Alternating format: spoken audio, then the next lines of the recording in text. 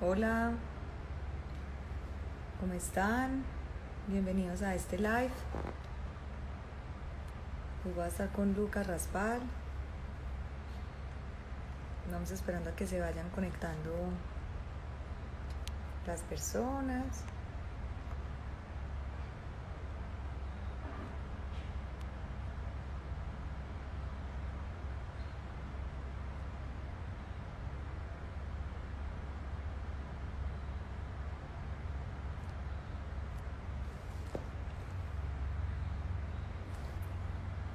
Hola Paula, ¿cómo estás?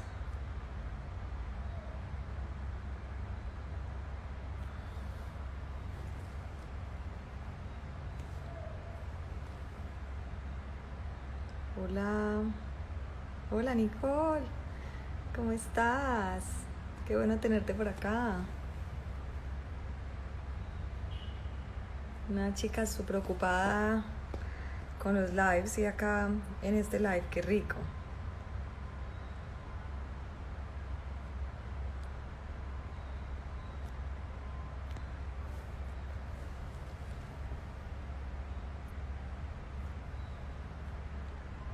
Qué emoción.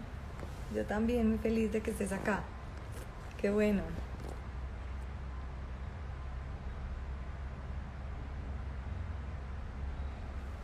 Esperemos a que Lucas se conecte. Un abrazo, amiga. Prepara tus preguntas. Hola, María, ¿cómo estás? Qué bueno que estás por acá.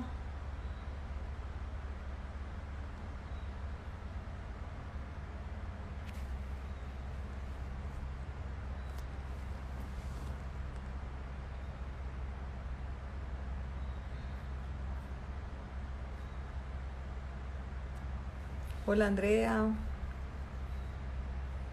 Súper buenos los lives sobre apego. He aprendido mucho, ¿cierto? Yo también he aprendido mucho como mamá. Qué rico. Estos lives están súper emocionantes. Si quieran quedan grabados para que los podamos ver siempre.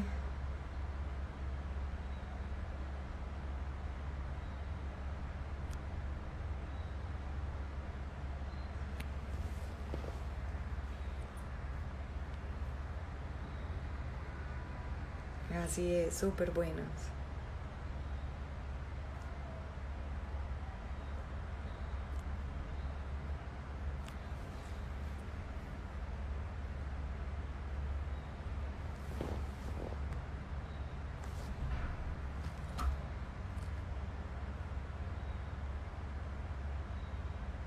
Acá está, por acá ya está Lucas. Hola, ¿ya te uniste?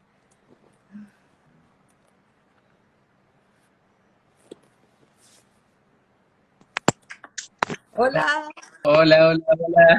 ¿cómo estás? ¿Cómo va? Muy bien, ¿y Uy, qué tú? poquita luz que tengo acá. ¿Cómo andás, Ana María? Muy bien, ¿y tú? Claro, es que allá ya está de noche. Sí, sí, acá ya es de noche, pero absolutamente de noche. Y mucho frío, ¿cierto? Argentina es frío. No, todavía nos falta. Estamos entrando en el otoño. Hace 2 días en otoño, pero hoy un día de calor acá en Rosario y de mucha humedad, así que estamos así, en remera corta y Ah, bermuda. aquí en Colombia y sobre todo acá en Medellín está haciendo un invierno impresionante. Ha hecho mucho frío, que Medellín siempre se ha caracterizado porque es primavera todo el tiempo, pero el clima ha estado súper frío. Bueno, bueno, son estas vueltas que tiene el clima también, como tantas otras cosas que nos tienen medio Ay, sí, girados de cabeza. así es. Lucas, bueno, quiero darte la bienvenida. Muchas gracias por estar acá, por aceptar esta invitación. Yo sé que a veces no es fácil entre lo profesional, lo laboral, lo, mejor dicho, como papá, lo familiar. Es difícil cuadrar estos espacios, pero estos espacios han sido muy enriquecedores. Inclusive antes de que te conectaras estaba hablando con una mamá que me decía que qué bueno estos espacios porque son hasta terapéuticos de aprendizaje.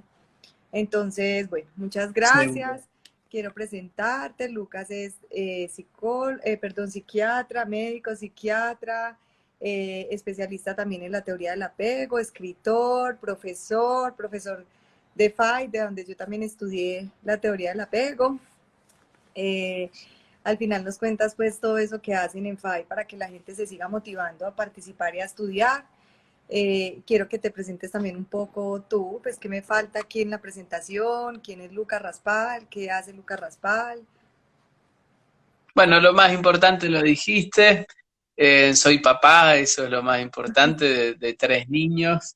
Y digo lo más importante porque es al menos lo que hizo que yo dé un giro en la carrera. Yo hace más de 16 años que soy médico, la especialidad de psiquiatría, me dediqué a adultos los primeros 10 años y el último tiempo, a partir del nacimiento de Anita, que es la primera de los 3 míos, la verdad es que empecé a mirar las cosas de otro modo y me empecé a interesar cada vez más por eso. Con la suerte siempre de tener grandes maestros, ahí los cruzo a Esteban Gómez, a Álvaro Payamares de la Fundación, empezamos a hacer cosas juntos.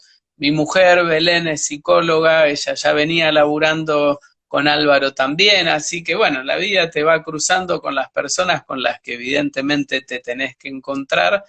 Y en ese recorrido, bueno, empezamos a profundizar mucho sobre algunas líneas. A mí me interesa, me interesó y me va a seguir interesando, entiendo, especialmente la educación. Empecé a hacer muchísimos, pero muchísimos talleres, capacitaciones, espacios de reflexión aquí en Argentina, en mi país, y mucho también afuera, en Uruguay, en Chile, en Colombia tuve la suerte de estar, México, y así dando vueltas por distintos lados, Paraguay, en los que me fui enriqueciendo yo, más que nada, ¿no? Más que lo que yo tengo para dar, es lo que siempre intento tomar y aprender en cada una de esas conversaciones con quienes son especialistas en cosas que quizás yo no lo soy, como pueden ser los docentes, los directivos. Mi mirada, por Inclusive, supuesto, centrada por un aquí la poco en... musa está diciendo, la musa crea que están esperando nuevamente tus cursos. Y bueno, ya volveremos. Igual en FAI hay cursos subidos ahí en la plataforma de la fundación, la Academia FAI tiene un montón de cosas y muchas más interesantes que las mías seguramente. Yo tendría para dedicarle horas y horas a los cursos que se proponen con docentes de muy alto nivel y jerarquía internacional. Insisto, no lo digo por mí, sino por los compañeros y las compañeras que están formando parte de ese plantel. Así que, bueno, eso es lo más interesante. Después en mi recorrido a mí me he cruzado también por otras líneas, hice medicina china, por eso realizo acupuntura, hice muchísimas formaciones en psicoterapias distintas, la verdad es que hice años y años y años de formaciones hasta que uno va encontrando un poco su lugar, que no es ni mejor ni peor que el de ningún otro, pero bueno, es un lugar que va teniendo como un sello característico. Y a partir de ahí me interesa compartir en estos espacios. Siempre entiendo que son movilizantes, que quien se lleve una sola pregunta valió la pena. Así que agradezco en este caso, Ana María, que me hayas invitado porque disfruto de poder tener estos momentos. Qué bueno, Lucas. Por acá Marianita dice que quiere volver al curso de Mindfulness otra vez, que le gustó mucho tu curso de Mindfulness. Y la musa crea... Otra de las ramas exploradas, sí, me encanta, me encanta. Qué bueno. Y la musa dice que sí, que ya tomó un curso en FAE contigo y que le encantó. Bueno, muchas gracias. Y también, o sea, ¿estás especializado entonces en psiquiatría infantil o toda esta parte de infantil la has hecho a través de la experiencia, obviamente, con tus hijos, el acompañamiento con tu esposa y aquí en FAI, que también hablan tanto sobre la Sí, niñez? la especialidad es de psiquiatría de adultos, no es de psiquiatría de niños, que aquí se llama paidopsiquiatría. El recorrido hacia la infancia tiene que ver, es quizás una curiosidad o no, son los momentos que tiene el destino, ¿no? Dibujados y nuestras acciones para que se vayan causando. Yo siempre quise ser pediatra. Yo empecé a estudiar medicina para ser pediatra. De hecho, yo me recibo, la última materia fue pediatría, porque es la cereza que yo estaba guardando ahí, el postre para cerrar todo un recorrido que fue la Facultad de Medicina. Y después en esas cosas que tiene la vida hice una guardia de psiquiatría y me enamoré de la psiquiatría, así que se van cruzando otra vez los caminos. Y a la infancia entré y mucho, sobre todo desde el lado de la educación. Yo soy profesor también hace 15 años, en la carrera docente me interesé particularmente por ese área, así que bueno, ahí es donde van confluyendo los caminos. Ah, perfecto. Ferfra, por acá estás preguntando la diferencia entre psicología y psiquiatría. Pues los psiquiatras son médicos que estudiaron muchos años medicina y se subespecializaron en psiquiatría. Los psicólogos también estudiamos muchos años psicología, los dos estudiamos la mente, ¿cierto? La salud mental, pero hay ramas, como nos está explicando Lucas, él es psiquiatra de adultos, hay otros psiquiatras infantiles, bueno, diferentes ramas de la psiquiatría, como también hay diferentes ramas de la psicología, pero obviamente pues el psiquiatra estudia muchos más años, que no le pase como mi esposo que es endocrinólogo. Aquí cuento una anécdota rápidamente. Mi esposo es endocrinólogo y cuando lo conocí le dije, hola, tú eres diabetólogo, ¿cierto? Le bajé ahí Y un montón de años de estudio, entonces son, esa es la son gran muchos años diferencia. de estudio, pero más allá de los años de estudio, que no sé si va por ahí lo esencial, lo importante es que psicólogos, psiquiatras, médicos de otras ramas y especialidades, musicoterapeutas, terapeutas ocupacionales, sociólogos, filósofos, todos tenemos mucho para decir sobre la infancia y en esa construcción conjunta encontrar el camino en clave de derechos de niños. Así que creo que lo lindo es encontrarnos. Así es. Bueno, vamos entonces entrando en materia. Cuéntanos un poco sobre este libro tan maravilloso que escribiste, porque definitivamente es una pregunta que siempre nos hacemos los adultos, los papás, los docentes, ¿cierto? Y es esa necesidad que tienen los niños permanente. Lo plasmaste en un libro, qué bueno, porque eso nos ayuda a nosotros como papás, como educadores, a acercarnos un poco más a esas necesidades específicas de los niños. Entonces, vamos entrando y cuéntanos un poco sobre el libro y sobre este tema tan maravilloso, que yo sé que hay mucho de qué hablar acá. Exacto, ahí Oiga, está. este es el Estamos esperando pequeño que vuelva a libro, Colombia. ya volveremos. Sí. Esto fue del 2020, me fijo, 2019, la primera edición, si mal no recuerdo. Sí, 2019. Mira, cuando yo pensé el título de este libro, y usualmente con otros libros me ha pasado igual, siempre pienso que lo más interesante no está en lo que yo pueda volcar como respuestas a las preguntas que me hago, ¿no? Porque es un recorrido en el que yo mismo me voy haciendo preguntas y procuro encontrar o construir respuestas a partir de distintos saberes, de especialistas. En este libro cito y pongo el reflejo de décadas de años de investigación, décadas de investigación, perdón, trabajos que se han dado a lo largo de todo el mundo. Sé las respuestas, yo las voy encontrando, pero lo que siempre considero principal, y así sucede en este libro, son las preguntas, porque no sé si pasa muchas veces que nosotros nos preguntemos qué necesitan los niños, y si bien este libro tiene un marco más claro que tiene que ver con la escuela como institución, por eso el subtítulo del libro, a ver si ahí se ve, dice una nueva escuela. Yo busco ir por ese lado, pero la pregunta es pertinente no solo para la escuela y las personas que habitan esta institución, sino que lo es también para mamás, para papás, para abuelos, para ti y para cualquier persona que se cruza con un niño. Por ende, creo que vale decir para todas las personas. ¿Qué es lo que necesitan los niños? Y ahí arranca el libro. Así es. Ferfra dice por acá que tiene un hijo con mucha depresión y que no sabe dónde más acudir, que ya estuvieron en terapeuta, no fue de mucha ayuda y que te escribió en privado, pero que él sabe pues que entiende que es difícil. Y bueno, y Paula nos estaba diciendo que le recordáramos el nombre del libro. Yo voy a estar pendiente de Lo las que preguntas. necesitan los niños, el nombre. Respecto al comentario, la pregunta, mira, más allá de quien pueda escribirme, yo siempre procuro responder, aunque sea, y siempre lo aclaro, ¿no? Creo que es importante también en estos espacios, no son espacios en los que se puedan encontrar respuestas ajustadas a lo singular. Me parece que es muy importante y es bueno que esto haya salido.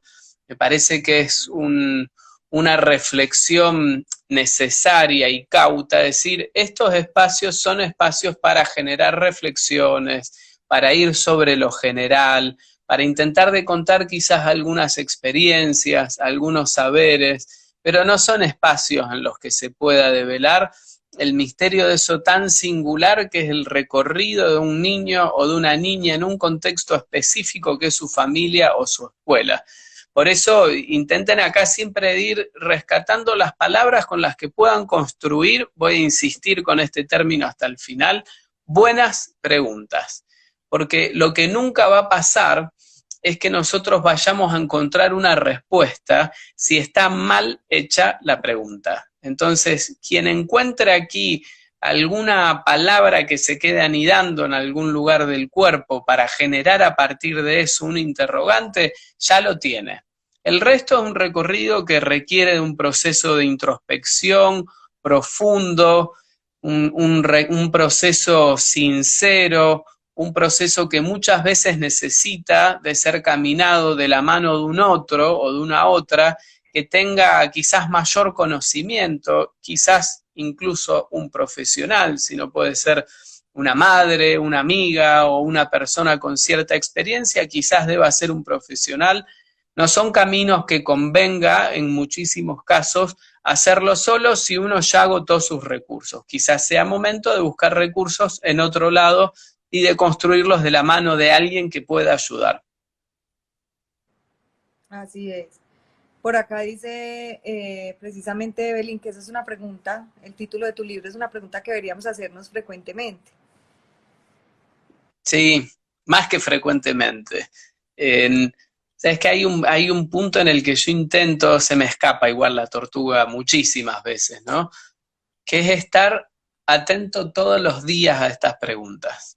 Estar atento a esas cosas cotidianas que en general pasan inadvertidas porque nosotros caminamos en piloto automático y estamos siempre apurados. Estamos siempre apurados en la vida porque tenemos esto, tenemos lo otro, y es entendible. La verdad es que en primera persona reconozco que muchas veces no me alcanza el tiempo y después llega el final del día o llega ese momento en el que uno puede hacer la pausa y dice, ¿por qué corro tanto? ¿Para qué corro tanto? Bueno, muchas veces en esas pausas aparece el momento en el que uno puede preguntarse, ¿no? Quizás el final de la noche, quizás cuando se está tomando un café con su pareja o vaya a saber con quién, decir cómo estamos haciendo las cosas, cómo te estás sintiendo en este tiempo como mamá o como papá, cómo crees que están creciendo, cómo crees que se están desarrollando nuestros hijos, crees que vamos bien por acá, no crees que deberíamos intentar ir por acá. Son momentos. Si no nos tomamos esos momentos, en general pasan años hasta que algo nos golpea la frente y ahí nos damos cuenta. Esto es lo que tendríamos que intentar de evitar, esto es lo que podemos evitar si nos hacemos la costumbre de preguntarnos cosas casi todos los días, o mejor, todos los días. Así es.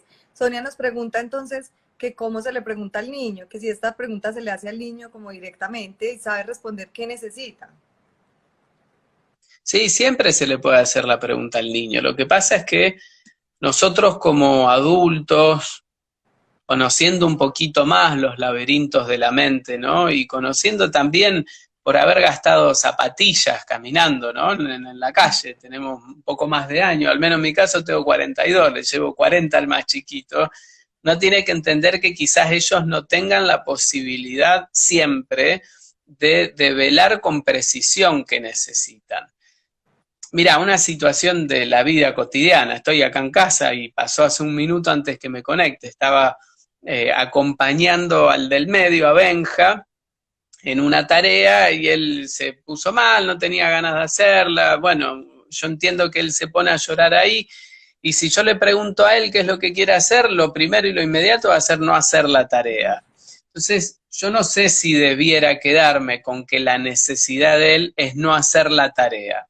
Yo tengo que intentar de leer más profundo y ahí va la sensibilidad que pueda tener un padre, una madre, y en esto un aporte técnico, si se quiere o si me lo permiten, no me refiero a la sensibilidad como la del corazón abierto, ¿no? La empatía, sino la precisión para mirar con ojos de investigador qué está pasando ahí adentro, qué es lo que significa que llegado el momento de ponerse a hacer la tarea, él se ponga mal, llore o empiece en situaciones que no se venían dando hasta acá.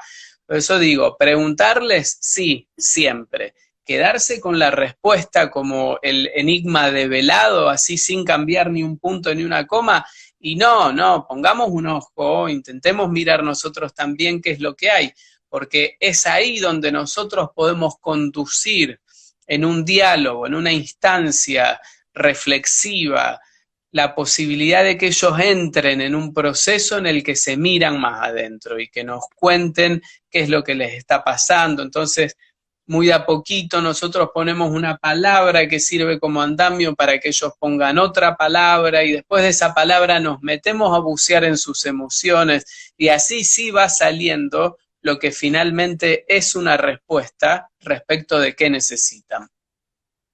Así es. Por acá me habían hecho antes de que empezáramos el live una pregunta y es, esta mamá me dice que ella cómo va a saber qué es lo que necesita el niño antes de irse al colegio, que muchas veces no quiere ir, no se deja poner el uniforme, no se deja bañar, cómo hacer para interpretar cuál es esa necesidad que entonces tiene en ese preciso momento. Bueno, vuelvo a esto, te llevó creo que 10 segundos, con esos 10 segundos en los que se ilustra la viñeta, no tengo ninguna chance, porque no soy adivino y realmente si yo me lanzara a decir algo, no solo que no sería prudente, sino que lo más probable es que no esté ayudando a nadie. Entonces, recupero un poco las palabras que dije antes. Con que te estés dando cuenta, y esto no es poco, con que te estés dando cuenta que le pasa algo, y entonces tu reacción no es un tironeo para que se bañe rápido, ponerle el buzo y mandarlo a la escuela como si nada, sino que te estás preguntando qué es lo que pasa, ya tenés dado el paso más importante. Lo que sigue va en la posibilidad de encontrar la coordenada en el tiempo y en el espacio como para llegarle. Ese momento quizás no sea, ese momento quizás justo no lo sea, pero por ahí sí después, por ahí sí hablando con otra mamá, con otro papá, con una docente que nos puede ir aportando y en algún momento encontramos la punta del ovillo para ir desanudando y acompañando lo que sucede. Darse cuenta que algo sucede es el principio, así que aplaudo que lo puedas ver, no bajes nunca los brazos hasta encontrar exactamente qué es lo que necesita y así poder ayudar mejor, acompañar mejor el proceso. Exacto, yo les digo a las mamás que mucha observación, ¿cierto? Que más que nadie ellas saben qué está pasando alrededor, qué está pasando en el ambiente.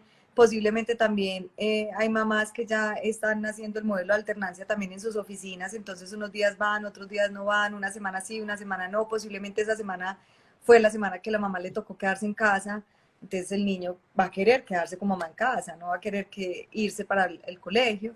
Entonces yo también les digo acá, analicen, observen qué puede estar pasando en el ambiente. Para ellos cualquier cambio sí, es significativo. La mascota, la empleada, el cambio de habitación, el cambio de casa, todos los cambios pueden ser significativos. Así nosotros como adultos los percibamos y no, pues es que le cambié la habitación, es que le cambié esto. Entonces es ponerse un poquito Por también en esa supuesto. necesidad. El contexto mismo de pandemia en sí mismo, quiero decir, es suficiente como para desregular muchas cabezas, entre ellas las nuestras, porque si hay algo que tiene la escuela como institución, entre sus múltiples virtudes, y me gusta siempre resaltarlas, y entre sus múltiples funciones, entre las cuales quizás solo uno es esa función específica que tiene que ver con el conocimiento o con encontrar un espacio en el que se van construyendo esos saberes. Después tiene un montón de otras funciones, entre las que podemos encontrar que es un gran ordenador social. Y en la obligatoriedad de la escuela y en esto de que tiene la escuela de que está en todo el territorio, permite que muchas familias se organicen detrás de ese gran pilar. Entonces, que de repente los chicos vayan a la escuela una semana sí y una semana no, o que de repente no vayan en ningún momento de manera presencial y grupal, sino que tengan esa suerte de grupos en la virtualidad que permiten algunas plataformas, todo eso desordena y desordena un montón. De repente, lo que puede estar pensando el niño o ubicando en su cabeza es si esta vez la mamá va a estar o no, y si está para mí o está trabajando. Y si no, la escuela va a estar cuando yo vuelva. Hay un sinnúmero de preguntas que antes no estaban y ahora sí. Todas esas preguntas que generan mucha incertidumbre montan un circuito de malestar que impide que el niño o la niña tenga su disposición óptima hacia el aprendizaje. En vez de ser ese un ambiente seguro en el que habitualmente se sabía manejar, que conocía los rincones, los amigos, los abrazos, las señas, los besos, las instancias de la educación en grupos en las que se miran cara a cara, eso no está más. Si nosotros, adultos, no podemos ver que esto está pasando, entonces nosotros estamos en problemas. Primero miremoslo nosotros y quizás podamos acompañar de mejor manera el proceso que les toca a ellos. Esta terrible pandemia que ya lleva un año cumplido. Sí, un año pues acá en Colombia sobre todo acá en Medellín, acaban de poner nuevamente restricciones y nuevamente encierro y posiblemente después de Semana Santa no regresen los niños al colegio, sino que sigan en virtualidad. Entonces, muy incierto todo esto y para ellos mucho más. Muy Entonces, difícil. hay que anticiparles y contarles. Yo las despertaba hoy porque mañana no van por entrega de notas, el viernes nunca iban y les decía, vamos al colegio porque quizás hoy es el último día de este mes que vamos al colegio o de 2 meses o quién sabe cuándo. Hay que vivir el día a día. Sí, tal cual, y lo que se dificulta ahí, como vos bien lo decías, es la anticipación, es esa posibilidad o esa herramienta o ese recurso que tanto nos sirve para que ellos puedan entender cómo va a ser el día. Y la verdad es que si nosotros mismos hoy no tenemos certezas para decir cómo va a ser la escuela la semana que viene, mucho menos ellos, porque nosotros al menos podemos ver un mapa más grande, podemos entender un poco más la situación, quizás ellos no. Aún así, y con todas estas dificultades y falta de certezas a las que hacíamos referencias, creo que siempre sigue siendo conveniente poner arriba de la mesa lo poco o mucho que sepamos cómo van a ser las cosas y también las cosas que no sabemos cómo son o cómo van a ser, porque es una manera de poner en palabras esa incertidumbre que de repente se hace más asible para el niño, para la niña, si yo la verbalizo. No dejemos miedos ahí encerrados, golpeándose contra las paredes del cuerpo, porque eso desregula y eso genera malestar. Por algún lugar ese malestar va a salir. En algunos casos con un berrinche, o no se quiere poner la campera, o no se quiere bañar. En otros casos le va a doler la panza, en otros casos empiezan con tics, en otros casos vaya a saber. La cantidad, el abanico de manifestaciones es inmensa. Lo importante es que nosotros podamos leer. Vuelvo al título de la obra, en este caso, que fue escrita pre-pandemia. Lo importante es que podamos precisar qué es lo que necesitan los niños, las niñas, por supuesto, adolescentes también. Así es. Por ejemplo, Erna Aguerri nos pregunta cómo acompañar a un niño de 11 años a la distancia en una frustración. Me imagino que a la distancia Bueno, se refiere desde la virtualidad. desde la virtualidad se hace muy difícil. La verdad es que el año pasado fue un año de ensayos en el mundo entero respecto del uso de las plataformas virtuales, y si bien nos permitieron sostener de algún modo esto, yo creo que quedó por demás de claro, patente, de que no es lo mismo que tener esa presencialidad en la que uno, mirando a los ojos del otro, entiende lo que le pasa y lo puede conversar. De hecho, en esa cantidad de cuadraditos que componen un Zoom, un Meet o cualquier entorno de estas plataformas que se suelen usar hoy, hay ¿cuántos? 10, 15, 20, 30, hasta 40 alumnos. ¿De qué manera un docente puede entrar en el mundo íntimo de ese otro cuando en la mayoría de los casos hasta tiene que tener el micrófono muteado porque si no, no se escucha? Ahí reside una de las grandes complicaciones y a la vez, porque esto es lo que nos toca, uno de los grandes desafíos.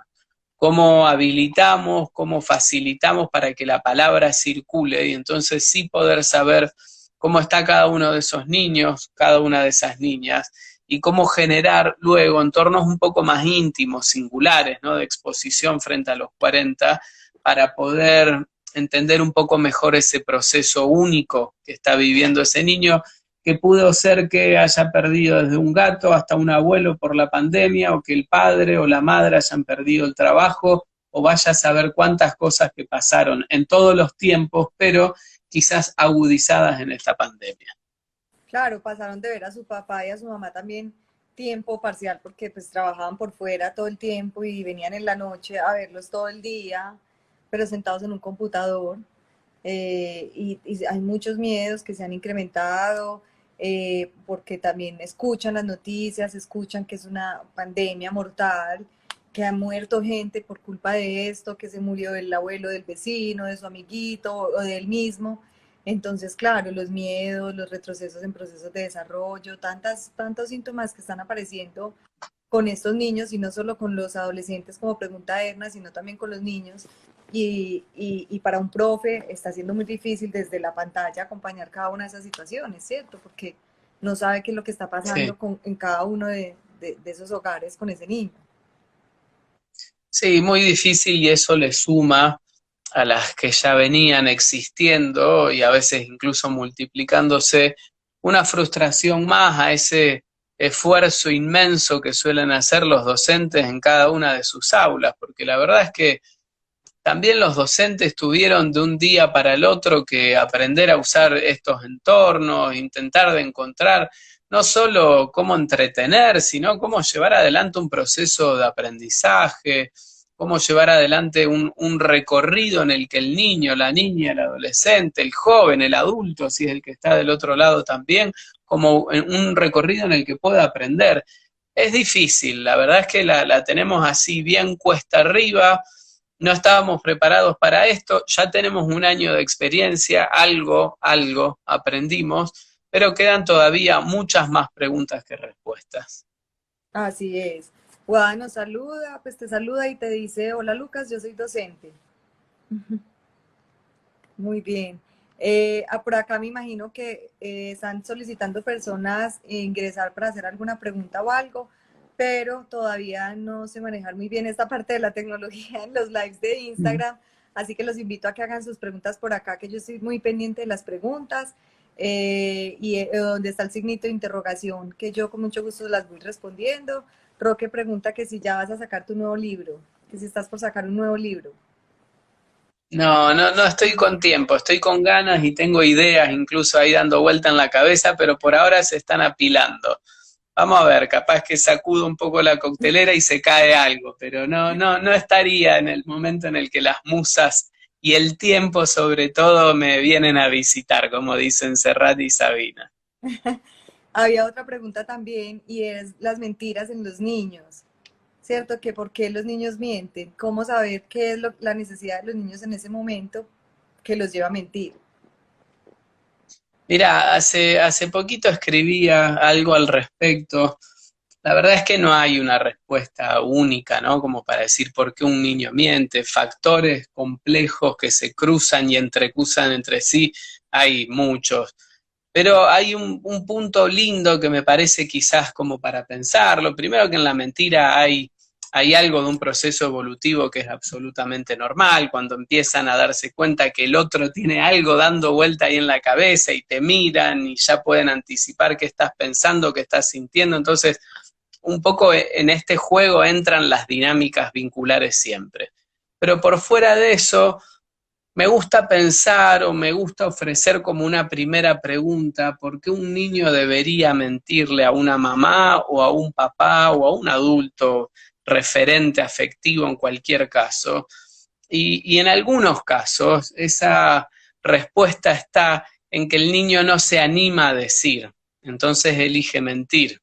Entonces viene una segunda pregunta, ¿y por qué no se anima a decir la verdad? ¿Por qué está eligiendo la mentira a la verdad? Quizás porque nosotros reaccionemos de alguna manera, quizás porque no en nuestras palabras, pero sí en nuestras actitudes y nuestros gestos, o al revés, quizás no en nuestros gestos, pero en nuestras palabras sí somos duros, hirientes, o los exponemos, o creen ellos que los vamos a castigar de distintas maneras, porque acá yo no quiero pasar por alto, ¿no?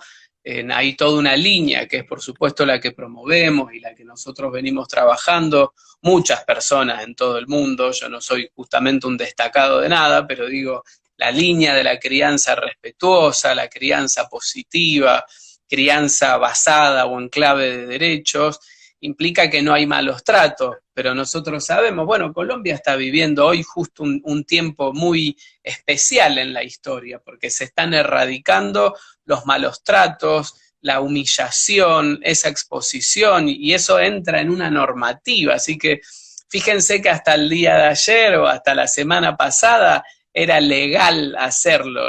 Lo que implica esto no tiene que ver con cárcel o no cárcel, tiene que ver con que estaba regulado como posible que un padre o una madre maltraten, peguen, le den un chanclazo, lo tironeen si se porta mal.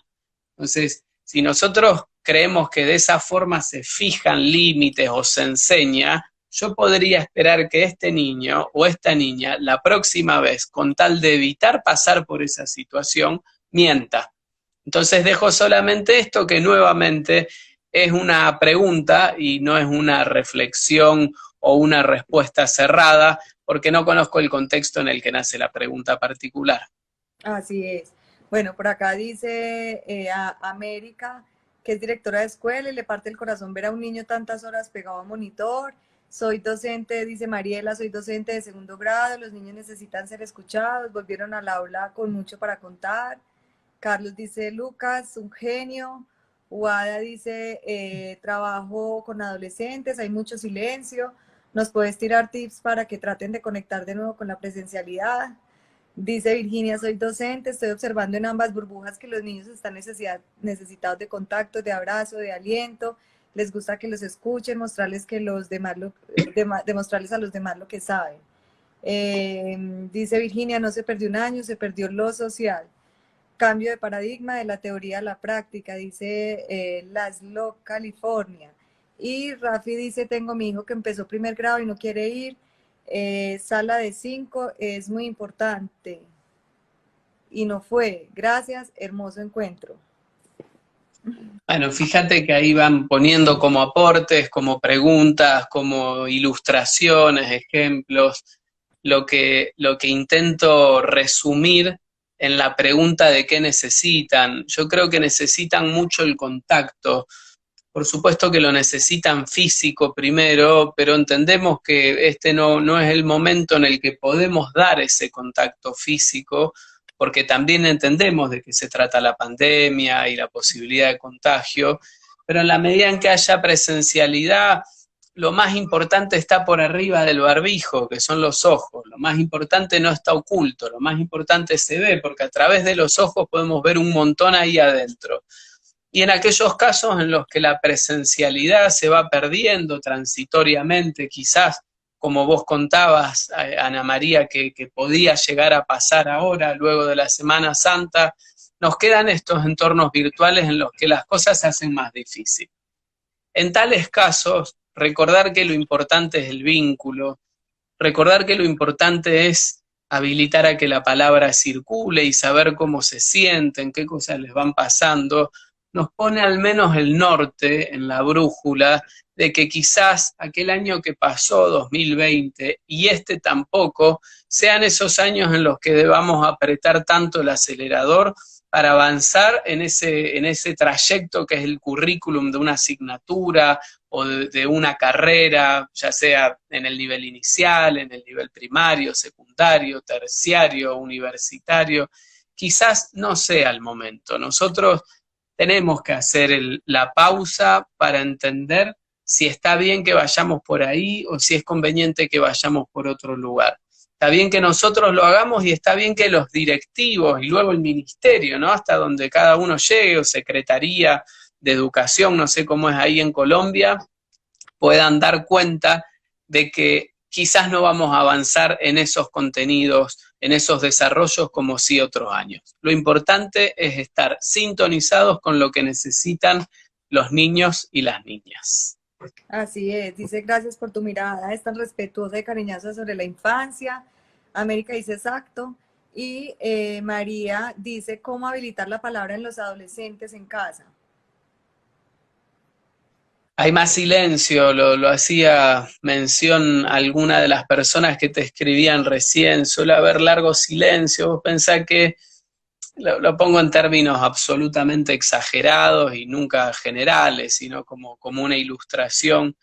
Muchas veces el adolescente que necesita, digo, en todo su ser, necesita salir de la casa y no estar encerrado con las personas que desafía, con las personas que enfrenta, con las personas en las que está en algún punto desencontrado, está todo el día ahora, está 24 horas, entonces es muy difícil que ahí circule porque en muchas ocasiones no es justamente el padre o la madre quien necesita de referencia ese adolescente, sino un par o alguna otra persona. Esto, por supuesto que hay distintas adolescencias y cada uno de nosotros habrá vivido la suya de manera particular, pero también hay muchas adolescencias adentro de casa con nuestros hijos. Algunos hablan, otros no hablan.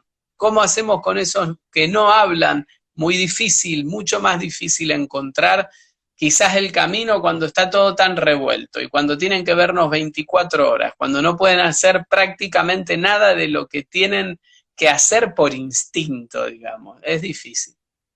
Así es, y tú lo mencionabas ahorita también, cuando alguien preguntaba, bueno, ¿y cómo saber lo que necesitan esos niños? ¿Cómo se les pregunta? Ellos responden, no responden.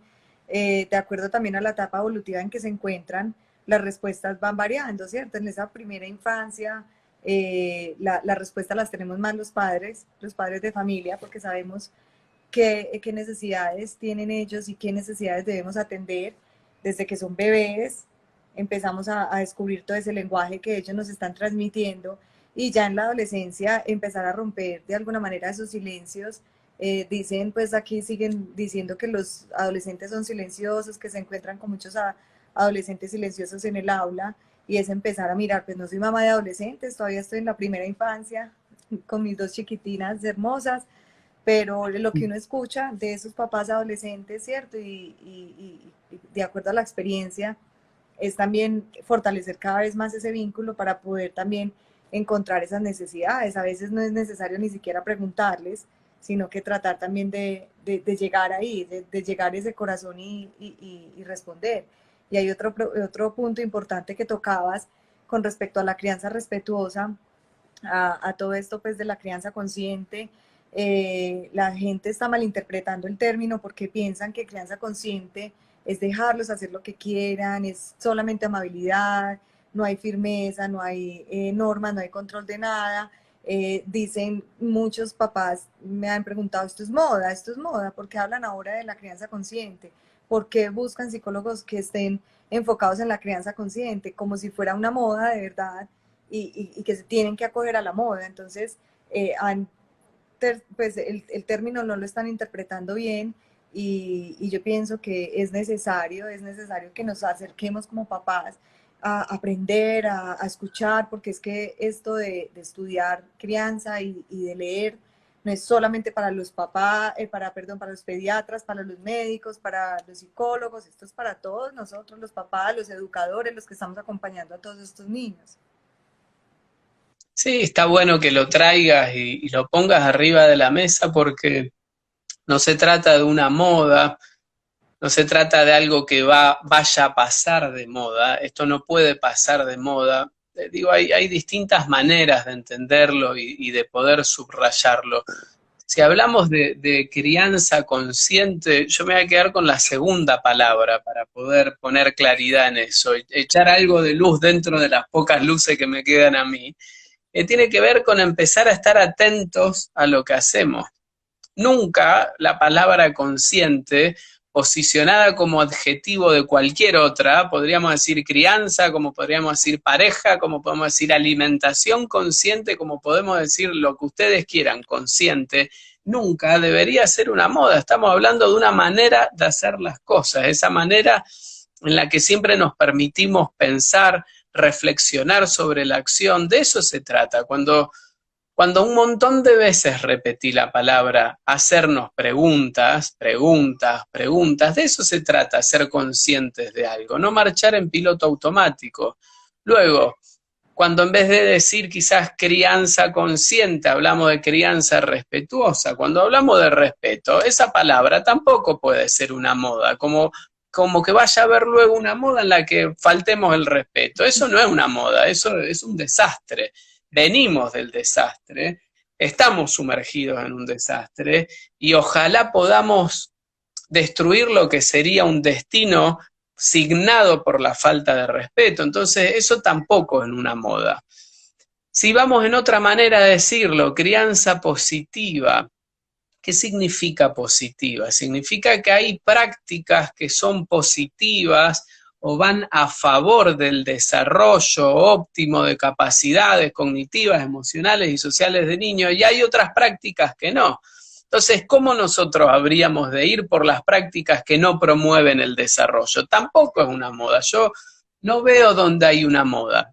Y en todo caso, si la palabra moda implica que hay un surgimiento, una ola, un crecimiento de una mirada, bueno, dale, que esté de moda. Lo que quiero decir, esto no pasa porque luego se vaya de moda, como si fuera un jean nevado que se usaban en los 80 o un saco con hombreras y ahora no. Esos son modas. Dejémoslo para la ropa las modas. Si hablamos de crianza, estamos hablando de que cada uno de los puntos sobre los que nosotros hacemos la pausa tienen décadas de investigación desde distintas disciplinas que nos van señalando por qué sí una cosa y por qué no. ¿Por qué estamos diciendo que pegar está mal? No lo decimos solamente desde el lugar ético y el lugar de derechos, lo decimos porque es contrario al desarrollo del niño y la niña. Entonces, creo que hay todo un marco como para dejar de pensar que esto es una moda. Me enojé, no me quería enojar en realidad, me puse más eufórico. Sí, total, total. Es que lo que dijiste está súper, súper bien. Yo debería seguir respondiendo así, bueno, si es una moda, pongámonoslo todos. Pongámonos la camisa de la moda, de la crianza respetuosa y punto. Y así yo creo que también se erradicaría tantos malos tratos y todos nos pondríamos a la moda. Sería un buen comienzo. Por Una algo, buena moda, claro. sí, una buena moda. Dice Laszlo, mantener la sensibilidad para ofrecer acompañamiento y soporte emocional desde la posición de cada uno. A eso me refería con cambio de paradigma, desde la teoría hacia la práctica, masificar el respeto por los derechos como eje para favorecer trayectorias de desarrollo positivas. Y Carra Adriana dice, a futuro un cambio de mentalidad, extraer lo bueno de lo antiguo y mejorar de ahora en más. Seguro, de eso se trata. Esto no pasa por señalar tiempos pasados o prácticas pasadas. Yo entiendo que cada cosa va teniendo un lugar en su contexto y que hoy en el 2021 hablar sobre lo que se hacía hace 100 años atrás no tiene más sentido que ese revisionismo de la historia y esa capacidad que tiene la memoria de aprender de lo que sucedió. Eso es importante. Ahora, no para señalar lo que pasó, sino para aprender de eso. En ese sentido creo que vale traer toda la historia, ponerla arriba de la mesa, volver a revisarla, deconstruirla y armar ahora una crianza más ajustada a lo que sabemos que es conveniente para los niños y las niñas. No, y de todas formas, yo también les digo mucho acá a los papás que esos papás de nosotros de pronto no tenían tampoco las herramientas que tienen los papás de ahora, que ellos lo hicieron bajo lo que conocían, cómo era criar y lo que también habían aprendido de sus generaciones atrás. Entonces, no es remover esa historia y mirar qué fue lo que pasó y por qué lo hicieron así, sino qué tomamos de ahí y cómo podemos cambiar nosotros también la historia con todas estas herramientas y que de todas formas estos libros, estos profesionales que estamos hablando sobre esta crianza respetuosa, no es porque queramos y porque lo tengamos, porque queremos decir, la palabra suena muy linda, sino porque, como tú mismo dijiste al principio, el libro lo escribiste con base científica, con un bagaje científico bastante amplio para poder llegar a lo que escribiste y a lo que escriben muchos autores. Entonces, esto no es de la nada, esto tiene una fundamentación neurocientífica bastante interesante. Exacto. También. Y así debe ser siempre, ¿no? No se trata de opiniones, se trata de fundamentos. Y los fundamentos necesitan de ese resorte que sostiene la maquinaria, que es la investigación, es la forma que tiene la ciencia de hacer avanzar este pensamiento, ¿no? Es una posibilidad que tenemos las personas, ¿cómo no vamos a disponer de eso? Así es. Ya se nos está acabando el tiempo, nos queda poquito tiempo, Lucas. Por ahí me habían preguntado los libros cómo los consiguen en Latinoamérica, en el resto de Latinoamérica, Colombia, todavía no, ¿cierto? Todavía no has hecho envío nuevamente o por Amazon o por Busca Sí, Libre. sí, la editorial lo suele hacer, no yo personalmente, pero se puede escribir a editorial@homosapiens.com.ar y hacen los envíos. Fue más fácil en algún momento en México, en Colombia tuvimos algunas dificultades, Chile, fue para todos lados, pero quizás a cuentagotas. Si no encuentran el mío, siempre pueden comprar alguno de Cortázar que les va a ir bastante mejor. Lalo, sí, en Chile también se consiguen. En Chile y Argentina debe ser mucho más fácil de conseguirlo, ¿cierto? Siempre igual, editorial@homosapiens.com.ar, ahí le pueden decir cuál es la editorial o la librería en cada uno de los países que disponen del libro.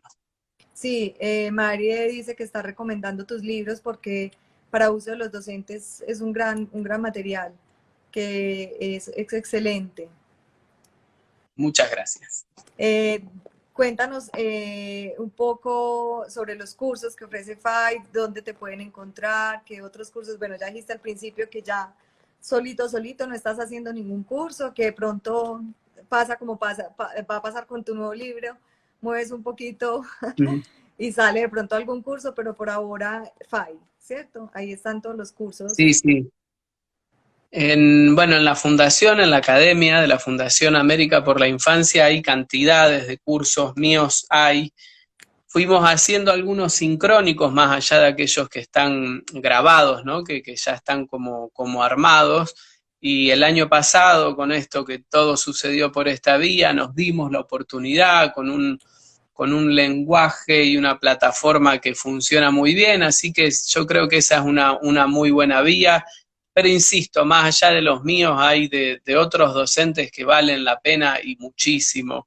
Yo aseguro que valen mucho más la pena que los míos, pero tampoco me voy a tirar tan abajo. Lo que quiero decir es que hay muchos profesionales de distintas disciplinas que tienen una mirada más que rica e interesante para que sigamos construyendo lo que estamos haciendo. Estamos haciendo fuerte el edificio, estamos haciendo que los cimientos de esta crianza respetuosa que todos procuramos sean verdaderamente firmes. Entonces esto nunca va a ser una moda, nunca va a caer el edificio, sino por el contrario, como esas grandes obras van a vivir para siempre, y a esto es lo que nosotros apuntamos. Sí, y yo pues que tuve el placer de haber participado en uno de los cursos, todos los docentes son muy buenos, inclusive en la semana pasada tuve la oportunidad también de entrevistar a Esteban, desde la teoría del apego profundizan todos, esta teoría, hay aprendizajes, hay ejercicios, hay documentos que respaldan toda esta teoría y todas las teorías de los otros cursos.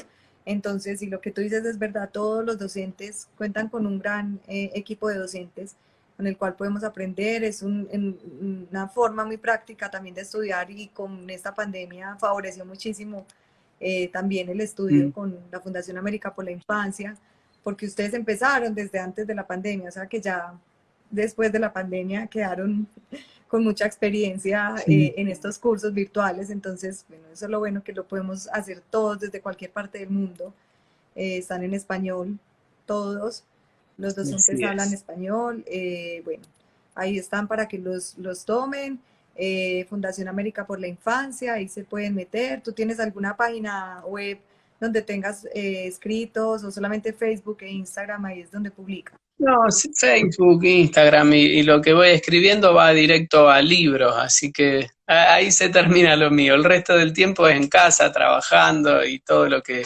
cada uno tiene que llevar adelante en su día a día. Perfecto, listo, perfecto.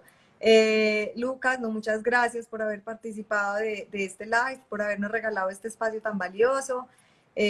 ¿Cómo podríamos cerrar con una frase o con un mensaje para estos docentes? Porque Sonia dice que muy didáctico. Gracias, Sonia. porque acá hay docentes, acá hay papás, acá hay varias personas que nos están acompañando hoy. ¿Cómo podríamos cerrar este live con un mensaje para todos? Siempre cuesta esta parte, siempre cuesta, porque la verdad es que son tiempos tan revueltos, cargados con tanta incertidumbre, nuestro malestar, digo, el malestar de los adultos, ya sea como mamás, como papás, como educadores, como directivos, como trabajadores, digamos, en cada uno de nuestros roles, hace que en general nuestra sensibilidad caiga, ¿no? Esta es una ecuación muy sencilla, en la medida en que aumenta nuestro estrés, disminuye nuestra sensibilidad, disminuye esa mirada que sabe leer qué necesitan los niños y las niñas. Así que lo que dejaría solamente como mensaje o como cierre o como reflexión para que cada uno se lleve es esto, no dejar de hacer la pausa todos los días para ver qué es lo que necesitan. Y ahí vuelvo a recapitular este título del libro, que es ver qué necesitan ellos a cada momento, a cada rato. No pasemos por alto esta pregunta, porque el día que nos dejamos de hacer preguntas nos empobrecemos, nosotros como personas empobrecemos los vínculos con las personas con las que nos relacionamos y empobrecemos como sociedad. Así que ese no es el camino va por las preguntas y siempre enfocados en qué necesitan los más chiquititos. Bueno, acá Karina dice, qué lindo es escucharte siempre. Álvaro se conectó y dice, hagamos un asado. Y Sí, claro. asado es lo mismo que acá, me imagino. Un asado. ¿O qué? No sé cómo es allá, acá te puedo decir que es una cosa impresionante. Ah, sí. Ah, no. Ah, sí, claro. Aparte está todo el folclore argentino en torno al asado, pero bueno, eso me va a dar mucho hambre, me va a abrir el apetito, así que lo dejo ahí. Muy de acuerdo con vos, Lucas. Lorena, formemos niños felices con buenos tratos. Para llamar, Laszlo dice, jajaja, mejor manera de cerrar. Le está diciendo a Payamares, a Álvaro. ¿Cómo te encuentro en Instagram? Así tal cual, Lucas Raspal, así también lo encuentras en Facebook, María Gudelo. Claudia dice, gracias Lucas, buenísimo, es un agrado escucharte, gracias por el live, las ideas y conceptos, muchas gracias, llegué tarde, tranquilos que queda grabado. Saludes Ana, muchas saludes para todos, desde Chacabuco, muchas saludes para Lucas. Marcelo te manda saludos desde Chacabuco. Bueno, muchas gracias por todos los saludos, muchas gracias por el espacio. Ana María, como te lo dije hace un rato, para mí es un placer y es siempre un honor poder ser invitado en estos momentos en los que todos necesitamos hacernos algunas preguntas. Así que muchas gracias. Dejo un saludo muy grande un saludo. Y que terminen bien la semana. Gracias, un abracito desde la virtualidad, que descansen. Chaito, gracias.